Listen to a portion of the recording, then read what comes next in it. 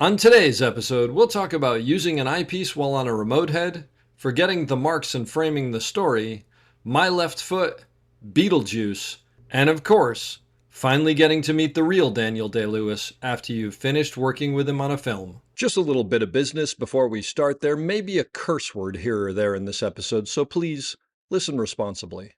As always, our website, theop.io, is up and chock full of tips, tricks, and gooey operator goodness.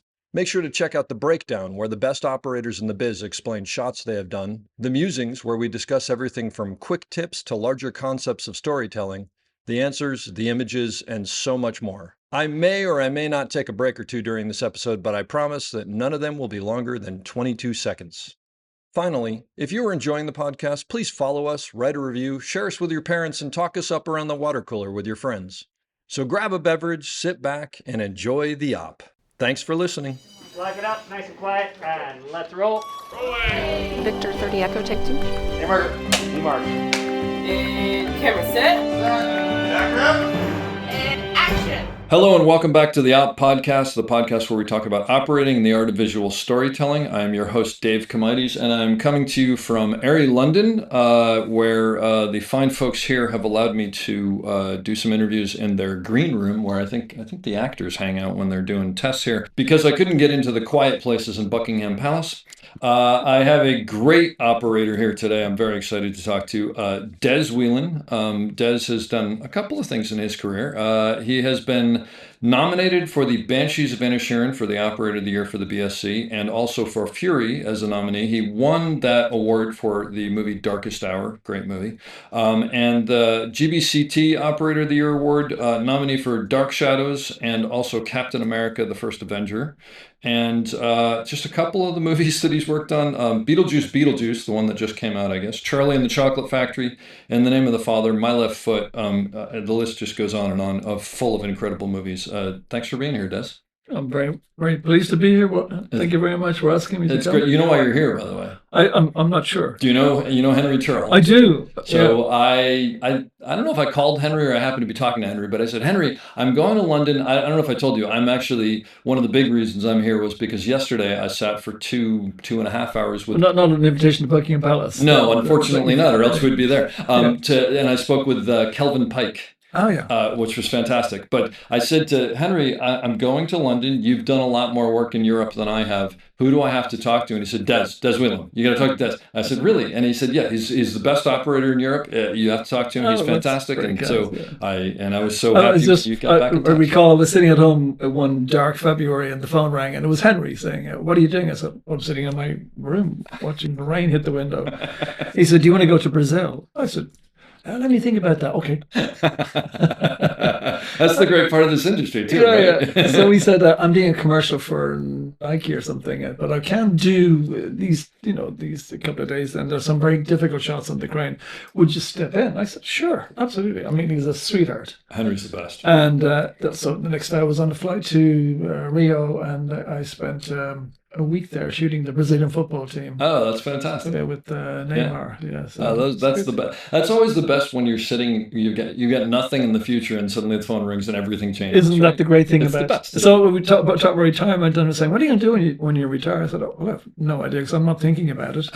But also, when you do something else, I said, well, it so defines me or defines us. Yeah. It's not like another job, and that example is a good argument for it. You can sit down and the phone can ring and you can be anywhere in the world with anybody earning very good money. Doing the craziest thing you never... Yeah, for something that you quite like to do. Yeah. I mean, there are no other avenues that are going to give me any of those kind of things. How long have you been operating? About 40 years. So do you still have those things where you're behind the camera and you go, someone's paying me to do this?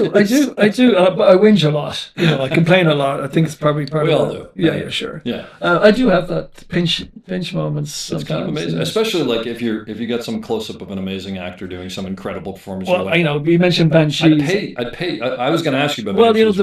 Ben and I'm just doing a picture of Ben Davis. He was the DP on it, and there's a scene on it where Barry McKeown is confessing his love for her, and the two-shot. And I was shooting Kerry Condon, who's a super actress, but Ben was shooting Barry. Okay. So, but I never saw his performance. You know, I mean, I could hear it. Obviously, Yeah, sure. We were Because cross. you're facing the other. Yeah, we were using light. It was one of those things, just, you know, sort of the cameras. Let's, Yeah. you know, go for it. So we get all the reactions in real time, and Yep.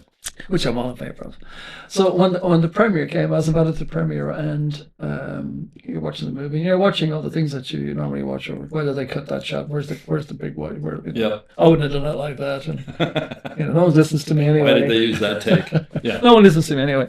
So when I saw Barry's performance, which I didn't see or witness, it was so mesmerizing. I just thought, isn't that just the great thing about being an operator? You're watching this thing in real time. Yeah. You're like your first line audience, and you know. So I always have a little says, does that convince me? Do I buy this? Is there anything that can make this better? Yeah. Is there any suggestion that I can make to somebody to make it better? Yeah. I love that real time. You know, it's up there forever. It's incredible. Yeah, it's an extraordinary job, and I've DP'd all this stuff, but I've less interest in that than operating. For me, it's really the story. It's the real storytelling job. Well, you're in the trenches as You're the conduit for information. Everyone has to ask you, your frame, what's there, what Yep. you're dressing, what not to dress, what's going to be Absolutely. applicable here, what's important, what's not important, what you don't see, don't worry about that, or you know. Yeah.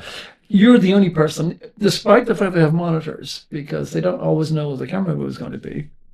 So you're kind of in that position of conduit for information, and you know, telling people that's okay or not Yeah. okay. It's fantastic. Well, how'd you get to where you are? How'd you start? Yeah, well, I really wanted to be a stand engineer. I was a musician, not great. I mean, I was good, but not great. The guys I played with were really, really brilliant. What do you play? Guitar. Okay. So, you know, I knew I was never going to be Jimmy Page. But I thought I was also kind of into engineering and sound, and I loved the idea of all that. So I applied to all the studios, and at the time there was really very few recording studios in Dublin, but they were all here. You mean to be a sound engineer Yeah, in the all the big okay. studios were in And you grew up in Ireland, you Yeah, said? yeah, went to college there. So when I applied to all the studios, I went to school with a guy whose father owned a small film studio. He said, you know, film studios have recording studios, just to let you know. Yeah. So I thought, well, I don't really want to do film, you know. But I applied to all the studios. And when I worked here for 6 months in the studio, which was great. I was 17, that's very young. And I got a response from Ardmore Studios in Bray, which is the studio in Dublin. Okay. Would I be interested in coming to work for them? And it meant I could be at home, so I did. And so I went there, but it wasn't busy. And so they put me in the animation studio, which I was kind of thinking, well, animation, what's that? You know? But I just fell in love with it. I fell in love with the people there. I fell in love with the animators. There were What were you doing? we did a lot of commercials. We did a lot of animation stuff. I worked. But I mean, what did you actually do? I was a rostrum cameraman. I was a trainee. I mean, I knew nothing. I've never been. Yeah. But you were helping film the cells or something? Yeah, you know, like Okay. you Yeah. photograph the cells. And Yeah. also, you got into animation, you got claymation. You have to animate those too. Oh, really? Wow. So you have to kind of see that in your head. But that was later on as I got more experience. But That's kind of cool. I became completely fascinated by how intelligent and how they solved problems and how they communicated with each other. They were always laughing and sketching, and it was so relaxed. And like there was Harry Hesse who worked for Disney. There was Jim Murakami who did The Snowman and Ninja Turtles. He was from Hawaii, American. A lot of American operators were in Ireland at the time. And I worked for a German animator, Gunter Wolf, who was very clever. So I was around these, very clever, inventive guys who could solve problems. And Yeah. we had our own lab.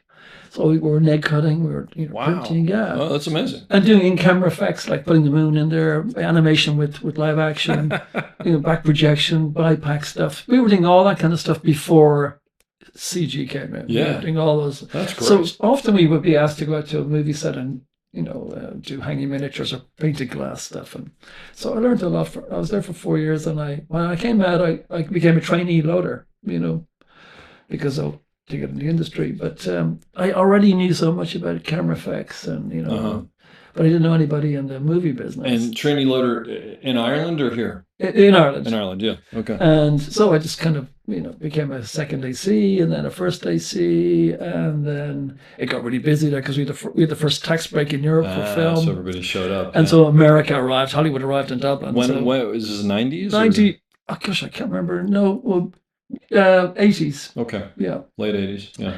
Our current president was the Minister for Trade, and he introduced the tax break, which brought in Jim Sheridan, Neil Jordan, Sure. people like that. My Left Foot came off the back of the tax break in the Name of the Father, The Field, which I did. Yeah.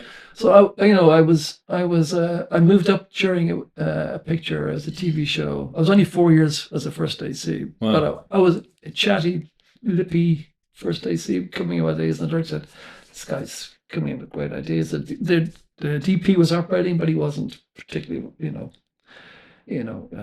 concentrating on that. So the director, and he didn't get on. So I was called up to the office, and I remember thinking on a Friday, "Can you come to the production office?" And I was kind of thinking, they're going to fire me. What did I do? It wasn't me. We all had that. Yeah. So I walked in, they were all sitting there, producer, the director, but they were smiling. I thought, God, these guys are cruel. They're enjoying firing me. They're going to enjoy firing me. Yeah. So I sat down, and I was only 27, 28 or something, so I was quite young. And quite nervous, and they sat me down and said, the director wants you to operate from Monday onwards. Yeah. And I was like, excuse me, what? And had you ever operated before? I mean, yeah. A shot here and there, but absolutely. not anything substantial. Yeah. I'd worked with some very great operators, as a camera assistant here in Britain. And back then, this is for anybody listening. This is filmed, so you were sitting next to them. Yeah, also British operators. They slightly differed from American operators. They had much more input here than you had in America. Sure, yeah. Because the director would have the operator. That was his guy. Yep. He blocked out all the shots, so they had a lot of say. I love that system. Yeah, and so I worked with some of the really great operators here. So it wasn't like I was never seen them work. So sure. I think I knew instinctively I wanted to be an operator. I knew that I'd be kind of good at it. I'm quite spatially aware. I thought, this is where I want to be. Yeah. This is my job. I mean, what movie was this that you got? It was a thing called Troubles. It was a TV two part TV show. And how did the DP take that? Well, that was the thing. I mean, so it's okay for them to say you're going to operate, but I've got to go and work with this guy. Yeah. And if, but to be perfectly honest, he was very gracious. He was okay. Yeah, and he was great. In fact, I went on to do 2 other movies with him. He used me as so maybe it was a relief if you realized it wasn't. Well, I have to looking back, he was very gracious, and I didn't probably appreciate how gracious he was really, and how because he offered me 2 other pictures. It was Gabby Bernstein. That's great. So and then I got really busy in Ireland with the tax break, and then I was at a young family, had, 2 young children. And thinking, well, I get some money, and I was a busy first AC. So how do you make that decision to move on? And it wasn't like I made a decision myself. I would have been too probably apprehensive of making that move. You would have stayed safe. Probably when you got a mortgage and you got private school and all that stuff. Yeah. It's not your life. But I just kept busy, and I guess I must have had something because I just kept asking busy. And then American, like Shelley Johnson came to Ireland, and I met Shelley. Yeah, really lovely guy, and a lot of other Philippe Rousselot. So a lot of them who were Europeans who based in America came to work in Europe. Came back. Yeah. So I don't know if and then My Left Foot was a big, even though it's not a very technically difficult movie, it got 5 Oscar nominations. We made it for which movie? My Left Foot. Oh, My Left Foot. Sure. It was technically it's like a TV movie, but it really made a mark in everybody. Yeah. Like it took people by storm. How long had you been operating at that point? It was my 3rd movie, Your I think. 3rd movie was My Left Foot. That's amazing. Yeah. So I was going to ask you this anyway. Daniel Day-Lewis is, number one is, I guess, for lack of a better word, a method actor. But he's very invested. Yeah. I mean, and he stays in character all the time. In fact, when I met Jim, my wife was in hospital giving birth to my son, and I met Jim, and I was, Jim Sheridan. Yeah. Yeah. And he's, he didn't really understand film at all. He'd never made a film before. He's from theater. Was My Left Foot his first film? Yeah. I didn't know that. Yeah. What an amazing filmmaker. Yeah, no, absolutely. I mean, and it's not that he's technically aware, he wasn't, and I don't think he'd mind me saying this, but he's incredibly great with story and character. He's a storyteller. I mean, no, totally. And also, he's great empathy with actors, and he gets involved in nuances. His notes of the actors are quite extraordinary, and he's great with script. But My Left Foot, I thought, because the Christie Brown, who the story's about, is well known in Ireland. Like he's a is that right? Okay. Yeah. So everyone, and he doesn't speak very well. He's in a wheelchair, and I'm thinking, how are you going to make this picture anyway interesting? Is it going to be a talking head? Yeah. And even a talking head is quite difficult to understand. Would there be subtitles or something? Yeah, yeah. So I was as he was talking, I was thinking, he's never made a picture before. The subject matter is like there's only This doesn't have $3 success million. written all Yeah, over like I'm it. thinking. And Daniel Day-Lewis wasn't someone that people No, knew. well, he wasn't mentioned at the time. So I'm looking at my watch, thinking I better get out of here and go to the hospital. So he's talking, and I was kind of like listening. I'm sorry, but you're saying you were interviewing for he's interviewing me. Yes. He's interviewing you. Yeah, Okay. sorry, I didn't like that. Yeah, yeah. So I was distracted by like, hey, who is this guy? What is the story? Like. And there's a baby on the way. Yeah. And so I said, listen, Jim, I have to go. My wife's, he said, oh my God, Greg, go. So I left and I went to the hospital. I'll send you the script. And I said, yeah. He said, in fact, take it with you. So I said, okay. That was like, there was too much of commitment to giving me the script. So I took the script and I go to the hospital. My wife's in the labor ward. I'm sitting there and they're saying, it'll be a while. So I read the script. And it was just so incredible. Did he write the script? Yeah, him and another guy. Yeah. He's scriptwriter. But it's from a book. Yeah. It's from Christy Brown's own book. It's Okay. his own His autobiography. Yeah. So, but it's obviously the script's different, but it was just so tender, and dad and mum and kids, and adversity, success of adversity, and in today's world, that inclusion of that is extraordinary, and it was so moving. And my own son being born. I was going to say you're in a mindset probably. Yeah, too, totally. And I was, thinking, what if my child is born with some thing? Oh wow! I was knitting on. He wasn't. He was perfect. Yeah, but I could see going there. Yeah, and I was thinking, would he have in this country? Would he have the opportunity to express himself, or the ability to blossom and create? So anyway, I was so moved by the script, I didn't care, what the budget was. I didn't care if it was never going to be seen. I just wanted to be part of. Just want to tell that story. That's beautiful. And then it gets 5 Oscar nominations. That's so beautiful. That's amazing. But so as a new camera operator who doesn't have 40 years of experience at that point, was it a surprise to go in and work with someone like Daniel Day-Lewis, who is the character? Well, that was the thing. So I was already apprehensive about this. Who's playing? Because Christy Brown was 5'3", and he was severely handicapped physically, and he was in a wheelchair, and I said, well, who's going to play? He's red hair, and he was. Things. Who's going to play Christy Brown? And I assumed it would be an Irish actor because he has a very strong Dublin accent, and I said, oh no, we're getting Daniel Day-Lewis. Okay, Daniel Lewis. Is that English guy that did my bit of laundrette? He's 6'4", handsome, public school English guy. They said, yeah. Okay. This isn't going to work. Really? And so we did some read-throughs, and Daniel is 6'4". He's a very lovely guy, and 6'4", very handsome, very articulate, educated, and then he just read the script. I thought, great, okay. And then we came to shoot, and I can honestly say I never met Daniel Day-Lewis. I only ever met Christy Brown because he stayed in character all day. I had to spoon feed him. Really? He got out of the taxi and put him into his wheelchair. But could you? Well, I was going to say, could you work with him as a camera operator but he's not really hitting marks either because of his physics. People are putting him places. So you're really talking to other people, probably. Yeah, and so in a wheelchair, he wasn't that mobile anyway. Yeah. But I remember when we finished, we wrapped, and we were in the studio bar, and I got tapped on the shoulder, and there's this very tall, handsome guy. After you wrapped the film completely. Yeah. And I was thinking, oh, there was Daniel again.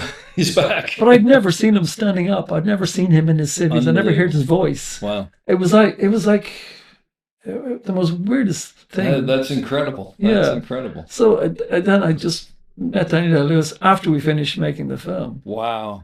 So I mean, honestly, he was in character all the time. And was it astonishing to watch someone give that kind of a performance? Because being a young operator and watching him perform, watching him do his thing, all the gamut of emotions he went through, looking through the camera. And it was before I think we had camera, video assist, but that was it. Yeah. You're in this position of watching this thing. A lot of it was very moving. I can't imagine. I mean, it's what a treat. Yeah. And so I always think that trying to keep away from it sometimes can be difficult, but sometimes you just put into a performance and you forget to pan.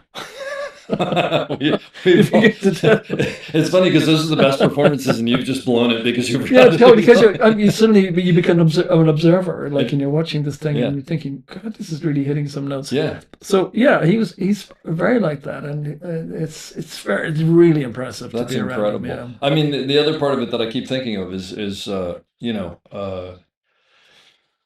if I show up now and I'm working with Gary Oldman, I'm expecting an unbelievable performance. But if you work with Daniel Day-Lewis, then it was just my beautiful. I had a similar thing with Gary Oldman on Darkest Hour. He arrived as Churchill. Course. Yeah, that's right. Like he spent 3 hours of makeup, and I couldn't see Gary Oldman. Well, Gary Oldman is one of those people. Daniel Day-Lewis, not quite so much.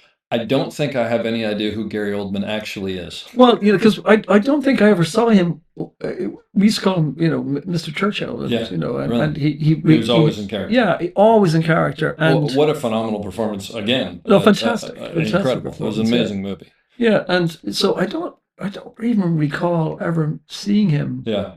Out of character, really. So, because we're sort of on that subject, I'll ask you this about Gary Oldman. But are you able to talk to him, to someone who's in character like that, still technically about camera stuff? He's open. Well, he's Daniel Lewis, gets involved, so he kind of. I didn't give him too many instructions because. Sure. Yeah.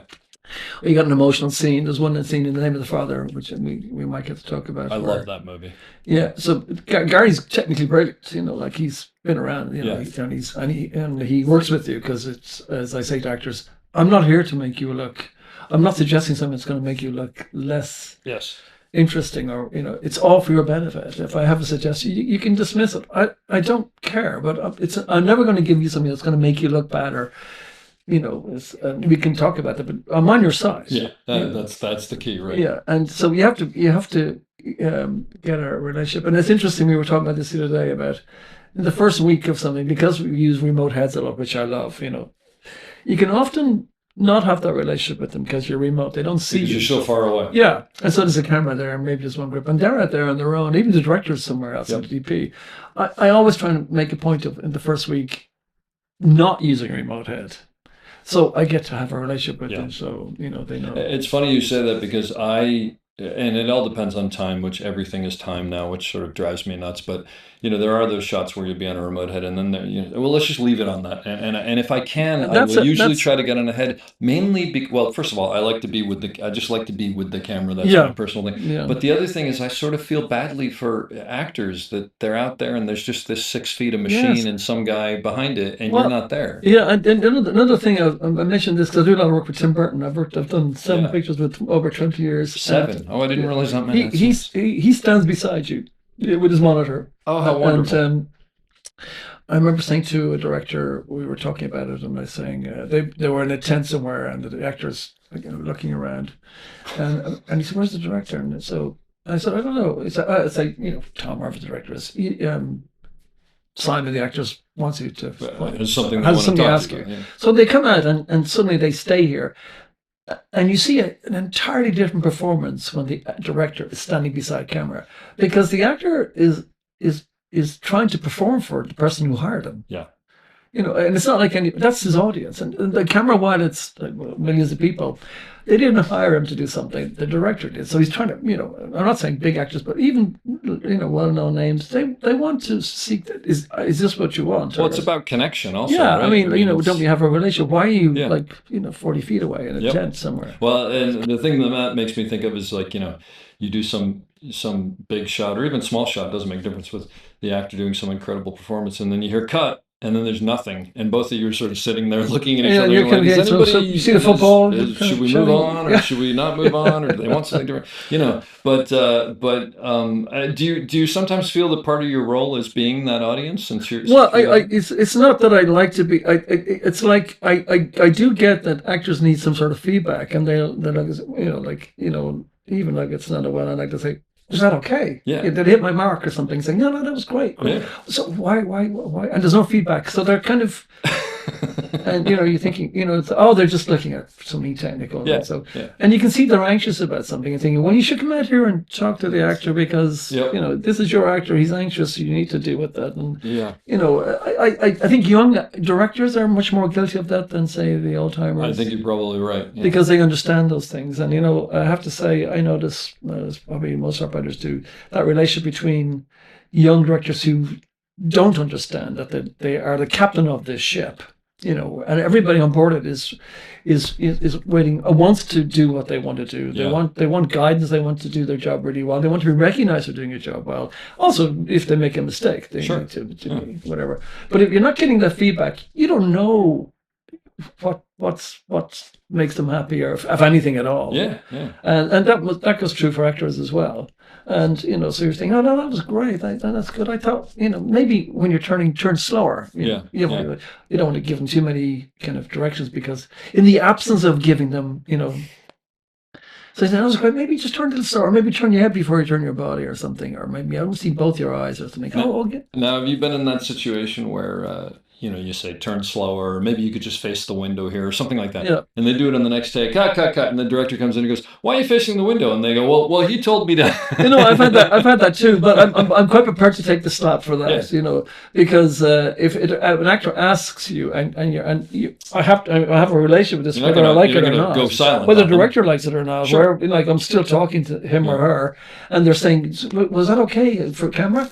It's very specific when they say for camera. I like that. So, and I say, it's great. I mean, if you turn maybe slower or something, or come more to the left, whatever it is. Yeah. And if I do get a slap, then that's fine, because but if it's a reasonable thing, that's fine. Oh, maybe let's not do that, or that's a great idea, Des, or whatever. Yeah. And then that's the way it should go. I mean, so you find out pretty quickly how much you're invited to get involved. And I think that's the first couple of days, right? You're sort of listening and you're pushing and you're pulling. Yeah, but I tend to do that the first week. I tend to kind of just find out where, Is there something specific that you do? Do you know? Do you recognize that you, as far as like maybe occasionally throwing something out there to see? Like we did some tests yesterday, and I'll say something, and it's just instinctive. It's not like that. Here's an idea we have to do. It's like, here you go. So fine. You don't like it, that's okay. But I guess actually, maybe let me ask you differently. I think it's instinctive to do it. It makes sense. But are you then listening to what the response is to sort of determine, okay, that's going to be welcome here, or that's not going to be welcome here? Because well, I think probably when I was first AC, you'd be watching something and thinking, what if we did this and they did that? This would be so much better. Tell the story, and you're watching on take 3, thinking, no, they really should be, and you're kind of biting at the bit to suggest it, and you want to say it, and then you're in the car on the way and thinking, I should have really said something, or it's always the car ride so home, it's, right? it's all good then, because it's it's academic, and it's there's no purpose. Yeah. So I will take the chance, Yeah. and I've been told to be quiet, and not. Well, you've also been but I've doing also this been a told the while, opposite. Like, that's great, and that's how probably I got my job as an operator, because suggesting something, you think, oh, that's really good. This guy really has a thing for this, or that's a great suggestion, a simple thing, and often on the first week with the new director, it'll be something that's really obvious I'll come up with, rather than kind of one is as good as the other and it's just an opinion about something. Yep. If something I know is going to make a very noticeable instant difference to something, that's easy to do, rather than I won't complicate the shot. If I can do something that's really simple, those kind of things I'll look for, and they go, oh, that's a good idea. Or that's good, I like that. But if you get a director who's threatened by your something, there's nothing I can do about that. I mean, there's nothing. I can't keep changing my personality all the time for every person that comes. As much as I'd like to do that, as much as you have to do that, there are certain limits to the way. If you're totally chained to the floor, and there's nothing you can do, then you're just functioning, and they're not getting chained to the floor. Not allowed to participate. Not allowed, I see. They don't want your input. It's like you should pan and you're watching something fall apart. Or the shot they want to do is, while it's good, it's going to take a very long time, and and there are better ways to do this perhaps. And and if you don't say something, are you being professional or unprofessional? It's really interesting question too, because the thing is, And my profession by sticking my neck out saying, if you can see the answer to the problem, but you're not allowed to say it, yeah, it doesn't make any sense to me. if you're doing the right thing or wrong thing. Yeah. And I'm sure I've been there where it's like you're watching the train go down the tracks and you know it's in trouble. Yeah. And they're not willing to listen to you going, if we just did this. And then you say, why are they being, obtuse about this? Yeah. Because then it's not like because I don't care if you said. It's not about being right or being wrong. Yeah, it's about telling the story. Yeah, I'll do 2 more pictures this year. I mean, and and so if you don't like this, that's fine if you don't like it. If you don't like it for the wrong reasons, then that relationship's kind of difficult to kind of get on with. And then you have to work. You're trying to get back on track, maybe where you say, it's not because my idea is better than yours. It's your idea. Yeah. I don't get an asterisk. This is the operator's idea. I just get a salary and I get a credit somewhere. And on the flip side, by the way, if you come up with the idea and everybody loves it upstairs with the producers, it's now their idea. It's no completely. longer your idea. Yeah, I think Des said something. I don't remember what it was, but I came Who's up with this. Exactly. I don't remember who the operator. We have an operator. Yeah, but that's part of the gig, right? Yeah, no, totally. And I think once you try and take your ego out of it, and I keep saying to me, like my realize, I don't care. Yeah. Here's the suggestion. Okay, let's move on. Fine. Yeah. And they go back and they go, God, we should have done that way, perhaps. Yeah. There's a great line. I remember a young cameraman was talking to the director. He said, if you're not careful, I'll give you the shot you're asking for. That's great. Well, I work a lot with, not as much anymore because it just doesn't happen, but there's a director in LA named Tommy Shalami who created The West Wing and a bunch of other things. Okay. I've worked with him for years, and he's great because he will absolutely know what he wants, and he'll go, okay, we're going to come over here, we're going to do this, and then we're going to come around and find him here and whatever, and then he'll look at me or sometimes someone else or whatever, and he'll go, but you have a better idea. And, well, no, I don't know. Well, no, what are you thinking? And then I'll tell him, and the funny thing is, I'll say, well, I really think we should do this. And then sometimes he'll say yes, and sometimes because he doesn't care. His thing is, if the craft service guy has a better idea, that's what I want to do. Yeah. But then sometimes he'll go, no, we're sticking with my idea. And I know him well enough that I'll say, listen, if you don't want to go with the better idea, that's fine. I'll execute that idea perfectly well and elegantly. But it's like it is the essence of creativity. Even if like I'm on the dolly and the loader spring comes, he says, maybe he should come in from the other side of the camera. It's a really great idea. Why didn't we think of that? Yeah, I said, Tommy here, the craft service guy just said something. It's a great idea. We should do that, or whatever it might be. No, it's exactly. Right. I don't care. Yeah. Like it just makes sense. The excitement of doing something and improving it all the time is really interesting. And those who are afraid of that are. I'm always thinking I have to tread carefully here because I'm not dealing I'm dealing with an ego now rather than I was just going to say there's a lot of ego though. Yeah, and so working with Tim Burton, I mean, he's so open to something, and he'll like you have a storyboard, but he doesn't really, we're not locked to it. There might be a shot in it because I worked with animators, and they don't draw coverage, they don't draw over shoulder single stuff. They like comic. They draw the scene. Yeah, they one picture, and that picture will tell us 90% of the story than every single shot. Does he have storyboards for everything? He does, but he doesn't really kind of bandy them around, Yeah. There'll be more concept boards than storyboards. Okay. And he'll say, I think I like the idea of them, and he has this frame in his mind for the last 5 months before. So really? He's drawn this, maybe thought about it, and so that shot is important to him, So you're thinking, well, that's probably like shot 7 down there. So you work your way towards that shot. Yeah. And then you work your way out the other side. Yeah. And once he sees the shot, you can see him. Oh yeah, that's what's been in my mind. It's now materialized, this thing that I've dreamt about for all. Oh, and that must be a great thing as an operator to like see that moment. But I mean, it's also be able to see that that's the shot that he's talking about and referring to. Like we've gone through maybe 6 or 7 DPs, and I said to him, listen to the shot that he's actually talking about. You don't have to start with that, but that's the shot that represents the scene for him for the last 4 or 5 months. Yeah, so it's not just a frivolous thing. It is the thing that he hangs on to. This association with imagery. That's fascinating. Yeah. So, and I think that's true of everybody. And the language of film is important, and how what language you settle on.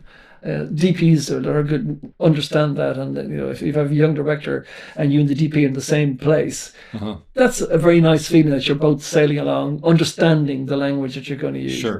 And then asking the director to kind of get on board if they can't see it, that you're trying to bring them slowly into that kind of world where you're that kind of language that you use. Yeah.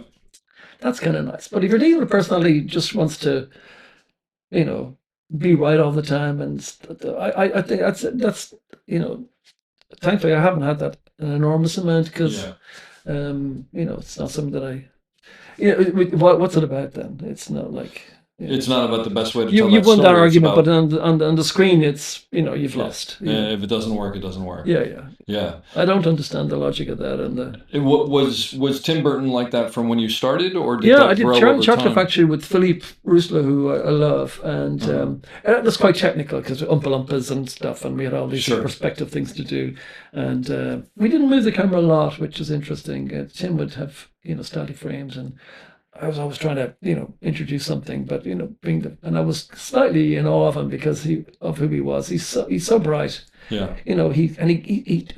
He's mouthing all the words of the script, and he gets into it, and then when he finishes it, he dismisses it and goes on to the next one. He doesn't even he's like really, he's a really creative mind. He's always, and he's doing an animation film at the same time as he's doing live action. He's the most attended living artist ever. Wow. His exhibitions are attended by more people than any other artist. Oh, I had no idea. Oh my God, it's incredible. But you mean his drawings? Drawings, paintings, yeah. His thing in Paris was like he's always stirring lots of pots or spinning lots of plates. He's basically an artist who happens to make films. That's exactly what it is. So, and he understands the creative process. So, understanding that, he allows people to, he leaves room for, serendipity, or leaves room for... It's a collaborative effort. Yeah, kind of. Like, you might say, what did you say, Des? Yeah. Oh, I like that idea. Yeah. Oh, that's great. Oh, yeah. Or he might say, I said, what do you think? I said, well, maybe, why don't we do a wide shot and let them just run at it and get everyone used to the thing. Oh yeah, and then maybe we'll just do some sort of stay with her coming in the room. Yeah. And he walks. This is what we're going to do, and he'll say almost word for word. What you just said. Yeah, but that, I don't care. No, that's like exactly. I just love the process and the relationships that you can build, and coming to work every day excited is a thrill for me. But like what you alluded to before, but that's someone who's confident that they know what they're doing, and that they don't have all the answers, and that like you said, it's a great word. Serendipity is a huge part of this, right? But also I think the director, we've lost that kind of auteur director who. Well, Burton would definitely be one. Yeah, like John Borman, Robert Zemeckis, these guys. I mean, they're authors. They know how to tell the story. Yeah. They know the tools that they use to tell that story. They know how to manipulate them, what they can and get away with. They know the value of something over something else. I think we're losing that thing. Yeah. And actors, they know how to talk to actors. They know how to talk to us as operators. They know lighting. They know production design. They know about editing. Yeah. Like they're the go-to person to, if there's some kind of fork in the road, they know exactly where to bring people back on the track of the story. Yeah.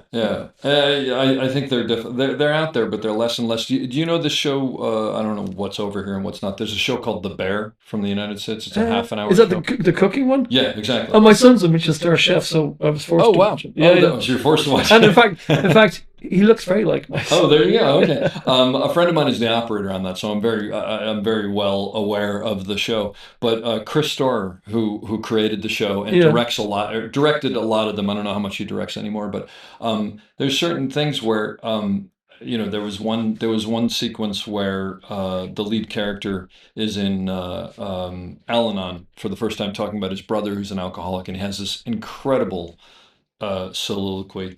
And it's one shot. Wow. There's one other shot that starts it, and then it goes into a close-up of him. And I called my buddy Gary up, and I go, "Let me guess, that was the only thing you did?" And he goes, "Yep." We did it. He said we might have done it 3 times, and Chris said, "We got it." And Gary was like, "We need anything else?" I go, "No," but isn't it's that there? Yeah, like I remember we were doing refreshing. Big Eyes, and we had this scene with. I can't remember. We were shooting in Canada, and it was a scene between husband and wife about something. And I won't go into details, but it was a beautiful shot. Yeah. Bruno's he's such a beautiful lighter, and it was so beautiful. And they moved through the shot, and I just thought, if we do curvage of this, we lose it. There's elegance about it all, and kind of, and it just says everything. And Tim was pacing him down, and I said, Tim, would you ever consider just doing That's it. And he goes, play it back.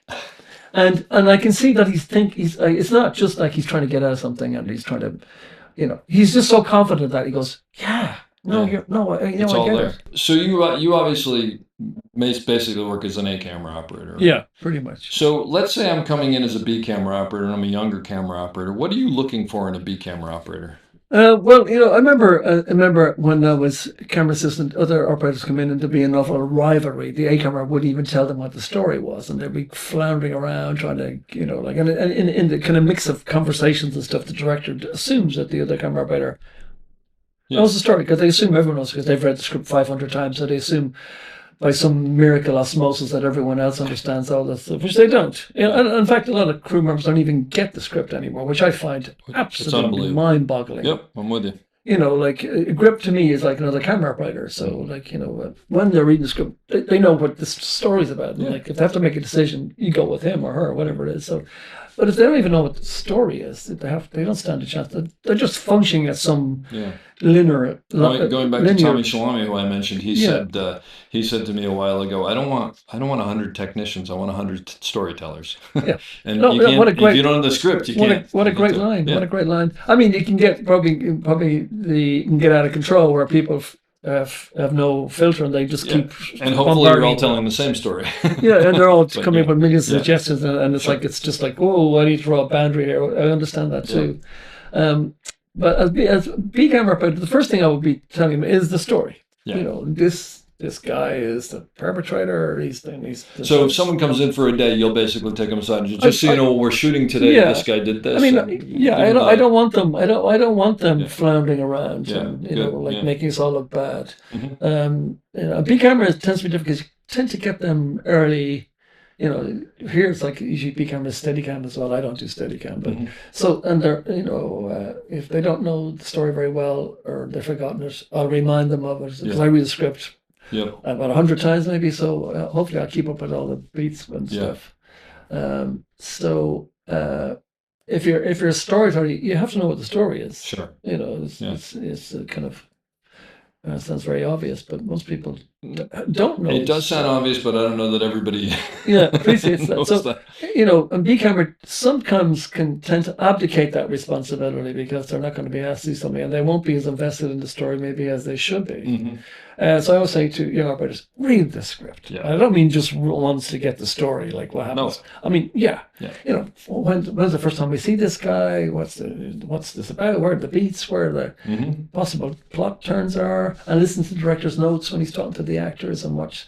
And even if you're not working on B camera, watch the A camera so you can. If you have to jump in coverage, you'll know where to be and where sure. So get involved. And also, it'll make your day more interesting rather than just sitting in a box, whatever you're doing with your iPhone and stuff, I think it's been one of the big disasters in this iPhones. Yeah, absolutely. It's taking people out of the context of it all. And 100%. They're just pulled off the shelf and asked to perform and they're not switched on. Yep. We can't afford to do that. Well, and there's also that thing of, you'd be doing a shot and you cut and you think, well, everybody else saw the elephant walk through the back of the frame, right? I mean, there's no way they didn't see that, so we're going to go again. And then you realize like 3 people were on their iPhone back there. No, absolutely. And you go, there was an elephant in the back. There was? No, we got to go again. And there is since we went to digital, as I'm sure you can testify to, at the end of every take, we'll be like, how's that for camera? And if you had an issue, you'd say, well, we had our boom shadow or something, had a bump in the track. Okay, let's go again. In the past, you're saying? Yeah. So there was always that kind of reference. And how's that for sound? We had a check with all the departments. Whatever it might be. Or the idiot might say, we had a guy with a watch on there or something. Okay, let's go again. And there's very little argument about it. There's not these long discussions, which, I was thinking, just do another take rather than. We could have done 3 takes. Yeah, but having this post-mortem, it doesn't make any sense. Cause was it a big bump? Was it a small bump? Yeah, it was a bump. And that's the other thing I find, people watch these small monitors, and if you come from our kind of thing, that bump, that's on a big screen, you're going to see that, as opposed to a teeny little one there looking. Because you can't see those. Yeah, no, you're right. Or something, or it's too much shake or something, and say, you think you should go, oh no, I didn't see it. We'll play that back. Yeah. And you think, well, no, you won't see it there. You won't get. It's not like being a musician. It's like, you play a note on the guitar. Perfect. You play a bum note. It's still you plug into an amplifier. It amplifies everything, all the good bits, but also all the bad bits. So everything is amplified. And something that's very elegant will look more elegant, but a bump or something that's wrong or dodgy, that looks, exaggerated. So you're kind of watching that. I think people who didn't watch dailies on the big screen or, didn't have, tend to let that go by. Yeah. Uh-huh. Do you miss watching dailies? I do massively, yeah. I do. It's a lot. It was a the great cohesion of it. I miss that. Yeah, well, there was something about the camaraderie of it. That's what I mean. Like you'd go into the theater and the director would be there or not, with your DPs there, with the other operators and all the focus pullers, and you'd sit down and have coffee or drink or whatever and watch it in the theater on the medium that you're hoping that it's going to be viewed by everybody else. The way it's finally going to be, right? Yeah. So I remember when we did Die Hard with John Moore, who's an Irish director who did Behind Enemy Lines, and a great director. But he wanted to do handheld and kind of shaky thing, and we were okay. He said, "I want to do it all handheld, right? Okay." He said, "But I don't want it too shaky." Shaky, but not too. So like from 1 to 10, let's say we can dial it in. Right? Yeah. I want it to be like a 4. Okay, so you get an example of what that might look like. And we said, well, let's do that, but let's watch dailies for the first week on the big screen. Yeah. And so you watch your little monitor, and I'll do the thing, the cameras and the bungee or whatever it was. And he said, okay. And so the first few days we were shooting in Hungary, we got a theater, we put it up. John said, you're right, it's just too much. It's too much. Yeah, it's too much, and it's arbitrary and it's gratuitous, and I don't know what it's like. He's ordering a pizza, and we're trying to, why is this happening? Yeah, like why it's not exciting. So it doesn't have to be. Aren't there quiet moments that you don't always go to 11 all the time. So it was an interesting thing that so we sort of dialed it all down. Yeah, and it didn't look as on the small screen. It didn't look as it would do. It didn't have the impact it did on the big screen. But on the big screen, it has that impact. Yeah. But so you're missing all of that things too. And also little details of someone's performance or on the big screen is like a gesture or something. Or they might do something that's like, just pulls you out of it straight away for a second. You know? And you might see it as an operator, think, oh, that was a bit modern. If you're doing a period piece, they do something that's quite a modern gesture. Yeah. You think, whoa. That didn't work. Yeah, and it's not. It's just an automatic reflex or something. And everyone goes, "Oh, go, we're moving on." You go, that looks a bit, like sitting like this or something, or oh yeah. It's funny that you mentioned that, because one of the words that I use, I don't know if this is an American thing or something, but I don't even know where I got it from. Because I've talked to younger operators and they're like, how do you know when something's not working? And I always say, if something bumps. That's my word. It's just if something takes me out of it. Yeah. And it's because I do Steadicam, and like people come up and go, hey, did that cross in the doorway? Was that a problem or whatever? And if I can't remember it, then it means it was fine. Yeah. But if it bumps, I don't even care. We just get rid of that. I don't even know why it was, but that's a problem. Or even something in the background. Someone might do something in the background that pops you out of it. Or like some background artist doing some huge gesture at a table or something like that makes your eye go there. It's well, that's not what you want. It's funny because actually with Shelley, I remember I love shooting off the Technicolor. I think it's the most incredible. Off the Technicolor? Whatever telescopic crane we're using, but not using the particular brand. But I love its versatility. You can make it up. You go along with. You got 2 other operators so there's 3 operators moving this camera. You're not moving the crane. You're moving the camera. Yep. Watch the camera in relation to everything. Don't worry about the marks. Just get that relationship. Get the map box and find something, and you'll be in the right ballpark. It's knowing that. What you can get away with, what you can't get away with, and seeing something in the background that you can see. So on the screen, if you're operating on a remote head, you're watching on whatever size monitor, you've got an awful lot of visual information around that. Distractions, people turning on a light, moving, talking, whatever they might do, and that's fine. But so when we came digital, I wondered, why can't I have an eyepiece at my desk? could I have an eyepiece on my desk? I mean, can't have an eyepiece to look through rather than a So you'd be monitor. on the wheels, but with an eyepiece. Yeah. And so 20 years ago, Isn't that Panavision made me an eyepiece from an old Genesis at the time and the frame. Really? Yeah. So now I'm looking through the eyepiece. No one talks to me. No one. Oh, that's fascinating. Yeah. No one's over your shoulder pointing at the monitor while, like some people put their finger on the monitor. Oh, I'm out of it like in a second. I got a pan right now, exactly. and he's pointing at something. Yeah. I think, with the greatest respect, I get really wrapped up in this. If you tap on the monitor and I don't look at that, and the actor's gone out of shot. Or like if you got the DP on one side and the gaffer on the other side, and DP's like gesturing the talking to lights you. or whatever. Like trying to do my job. Yeah. So the eyepiece, you can't see them, so they don't bother. That's amazing. I've never heard of that before. Yeah, I have it all the time. I use it really all the fascinating. time. And the other great thing is on tracking shots, you might want to flag off the monitor in one place. You turn a corner, the sun comes through the flags sure. are falling around You the don't have place. to bother with Just that. put the eyepiece on. Oh, that's it. No So flag. it, I have a monitor there, so Yeah. general reference, Of and everyone can refer to it all. But the eyepiece I use all the time. so it's just on a little spud, and then you can just adjust little it to eyepiece, however. yeah, exactly. And it's Fascinating. I love the geared head. I still use a geared head. But the point I'm making is that when you see something in the background that I just on foot of what you're saying, like a bump or something that catches your eye or something that's Takes you out of the story. Yeah, takes wherever that might be. Yeah. For whatever reason. Yeah. That's enough for me to kind of flag that. Yeah. Well, that took me away. If it took me away, it might take someone else away. Exactly. And so directors are usually looking at performance. DPs are looking at something. We're all looking at something. The art director is looking at his set. But you're looking at the overall. They're looking at the net and the hair. Exactly. But you're looking at something completely different as an operator. Yep. You're kind of am I convinced about this? Is this elegant? Is it nice? Is it a nice camera move, which is fine? And then you're thinking, whoa, that guy wearing that something, he's just turned at the wrong time. Yep. Yeah. And you notice it, and then you say, do you want to just get back? Does that bother you? And they go, no. Oh yeah, no, it does. Yeah.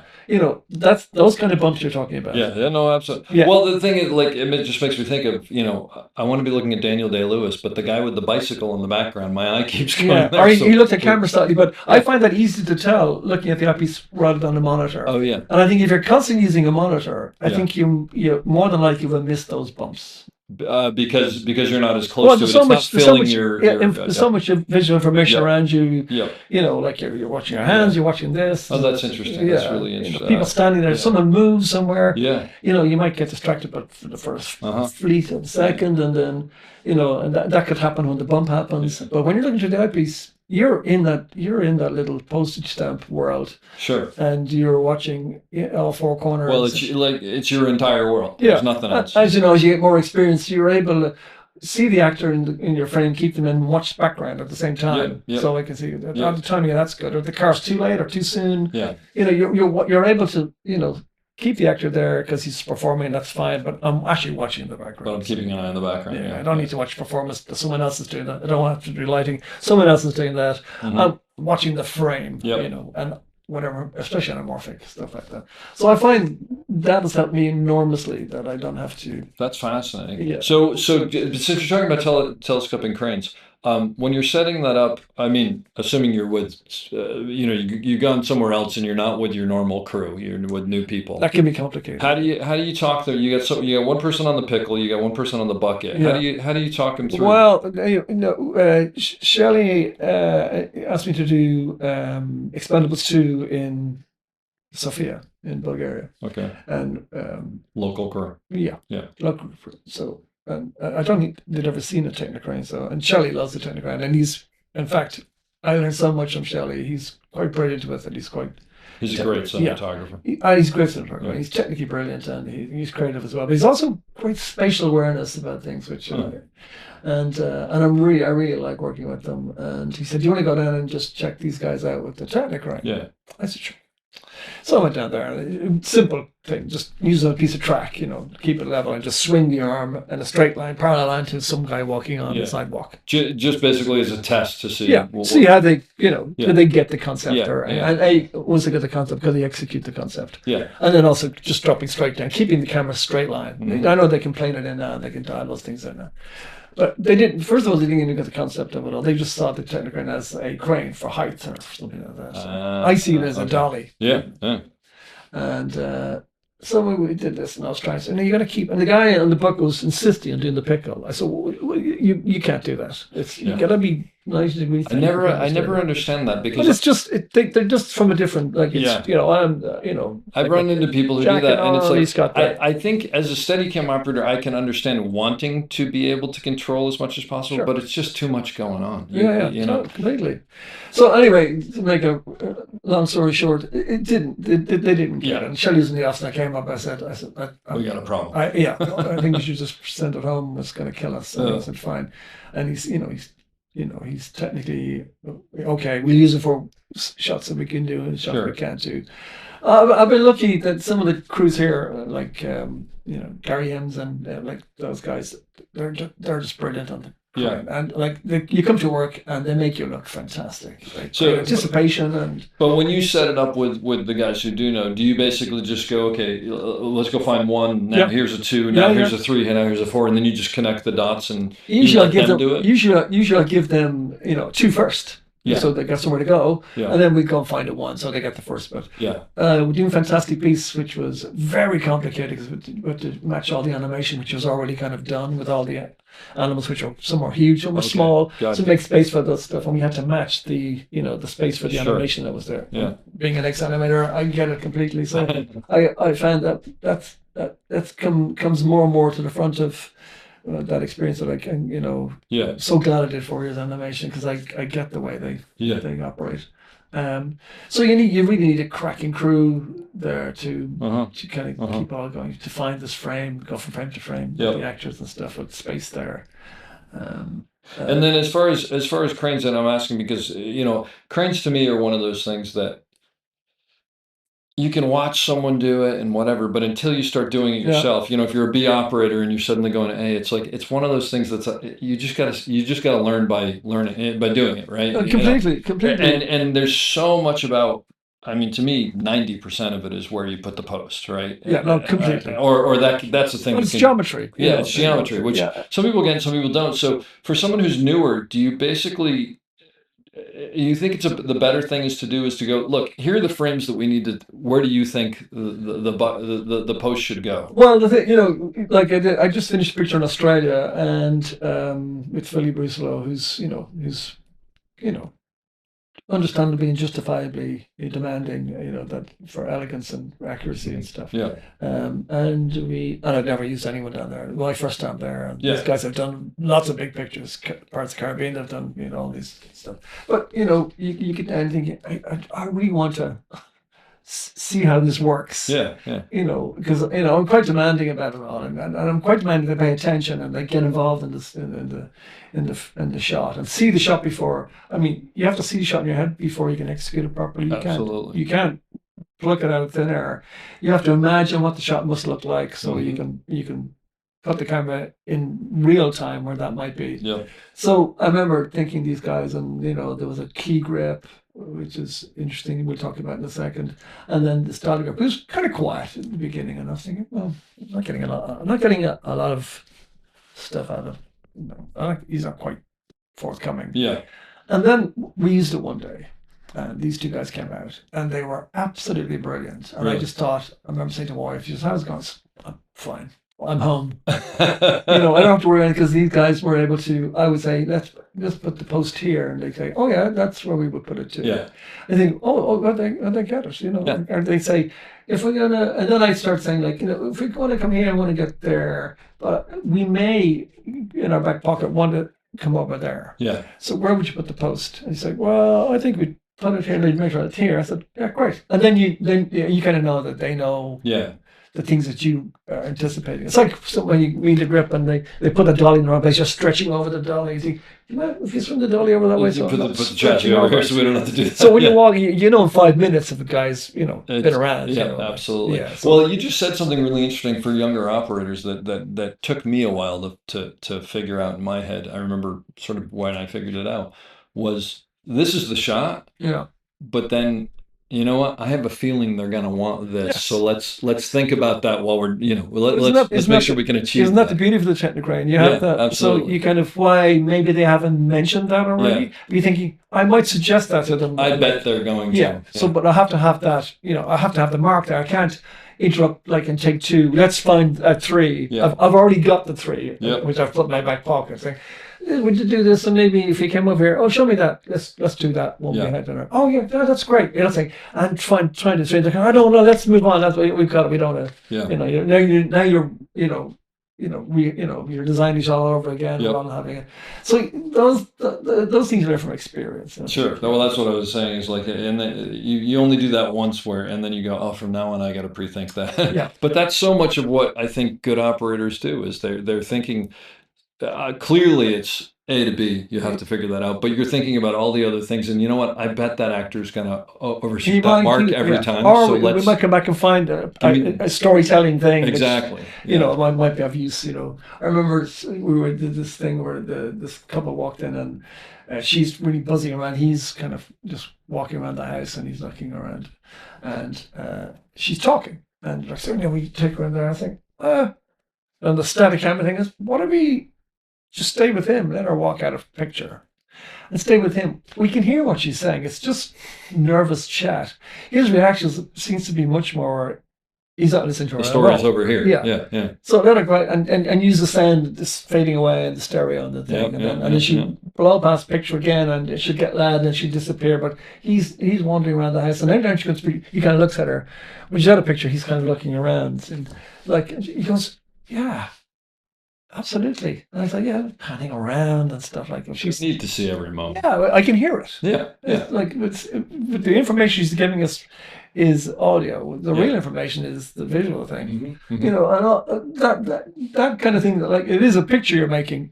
Yeah. Those are the great moments of storytelling. It's what I think of there. Do you remember the movie Sneakers? Yeah. So John Lindley, a friend of mine, shot that, and Doc Carmen was the operator. There's a scene in there. I don't know how you remember the movie, but they bring Robert Redford in, and these two cops are sort of doing good cop, bad cop, and it's all one dolly shot, and it's a very simple, just left to right, push in, pull out, and because of how they blocked it, and John I asked him about it once. He said they took half a day to block it, and it's one shot, and they come in frame, they come out of frame, and it has overs and it has singles and it has push-ins, but the camera doesn't move like crazy. It's mostly the actors moving. Yes. And one of my favorite parts is at the very beginning.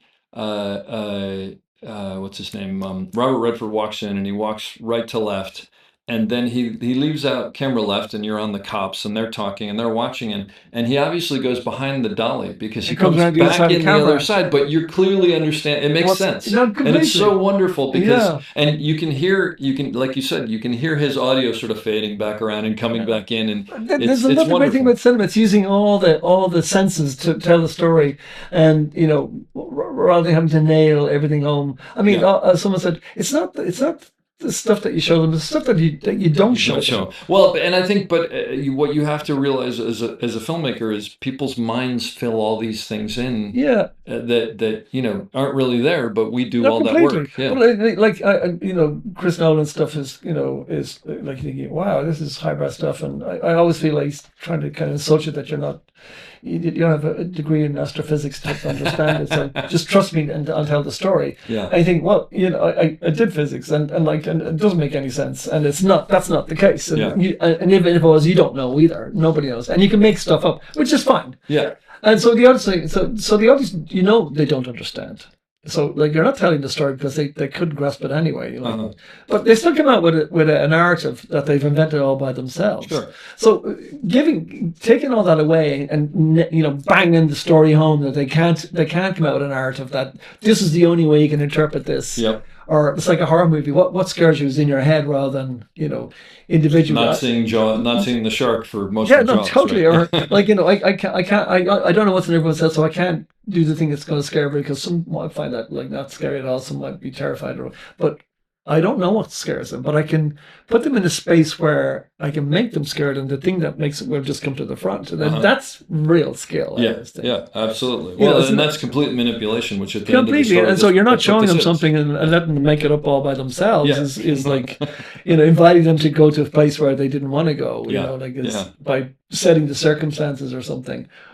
For me, that's like great directing, and I've such admiration for directors. I think they're such clever people in every respect, telling the story, using the tools, or not using the tool, and not taking the obvious thing, but doing something very subtle that you only realize later on.